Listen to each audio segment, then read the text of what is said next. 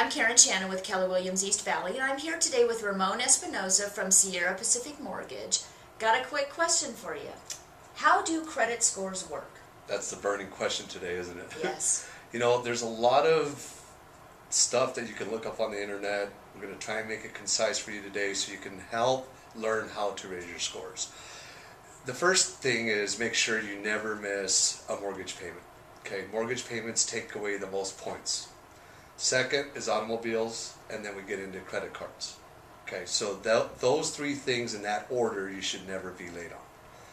The mortgages always look at long-term debt, so it's not giving you or taking away points on a regular basis unless you miss a payment. If you have a 30-day late, then you'll lose maximum points because it's a big part of your score. Okay, cars the same way. So you could lose 35 to 45 points on a mortgage, 25 to 35 on a car, depending on the rest of your credit depth. Okay, so that you don't want to have any late payments, period. That's your first step. Number two is, okay, how do I manage my credit card debt? Because credit cards debt, they calculate every day.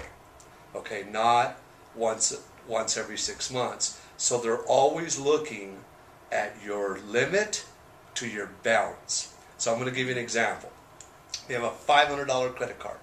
We'll call it with ABC. The minute you pass $250 owed on that card, they start taking points away from you. Credit cards report every month. So as a consumer, you never want to pass that 50% limit. Okay? So at 50%, you start losing points, even if you're paying on time. Oh, really? Yes. So everybody thinks you go along making your payments every month. Oh, my credit's got to be great, but you're maxed out on a credit card. It's a mathematical equation. So it doesn't care if it's Joe, Bob, Bill, Joe. It always looks at the formula of your limit versus your balance. The closer you get to that $500 limit in owing, the more points you lose every single month on each credit card. It doesn't matter if it's a $500 card or a $10,000 card, it's a mathematical equation. So it just looks at limit versus you owe. Now how do you get points? Well, conversely, below 50%, you start getting points every month.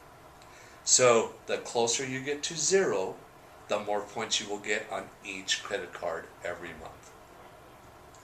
So here's another question for you.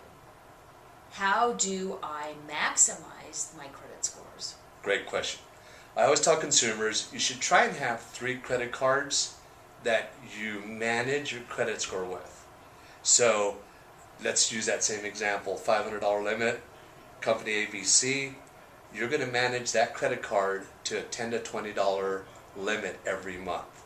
And you're going to do that with 3 of them.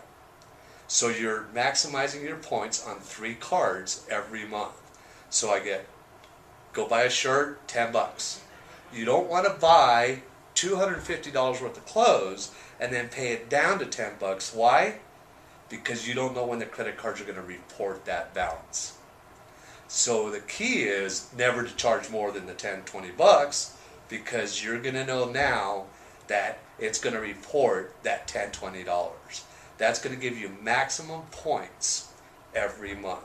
So if you're managing 3 of those, you'll always know that I'm managing my credit score. I'm in control of my credit score.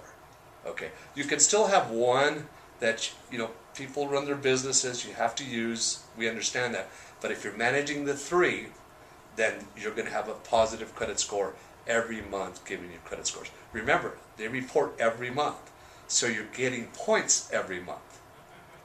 So is it 3 is the magic number, not 1, not 2, not 5, that you're charging this $10, $12 on? Or is the magic number 3? There's no magic number. Okay. I say 3 because here's why. If you use 1, let's say you're at 600 and you want to get to 620. If you have 1, it's going to take you longer to get to 620. If you take 2, it'll be quicker. If you take 3, a little bit faster. 4, it could go faster. So you can have as many of those that you're playing the $10 game with to raise your score faster. So if you're at 550 and you need to get to 650 and you only get 1, it could take you a year. If you get 2, it could take you 8 months. If you get 3, it could take 6 months. 4, so the more you have, the more you use. Now, you also have to maintain longevity with those cards. Okay, so once you established, okay, I'm going to use these cards, the longer you keep them open with that $10 balance, because it's longevity as well, you're going to get more points the longer you have that card open. But $10 is a key. Don't charge $250 and pay it down. This works. It'll raise your scores, and then you as a consumer, I call it a savings account. If you put money into your savings account, what happens? You save money. If you learn how to raise your score, it's going to save you money in interest rates, houses, cars, what neighborhoods you live in, because you're going to be able to afford more house at a lower payment, live in a better neighborhood because you have a better score.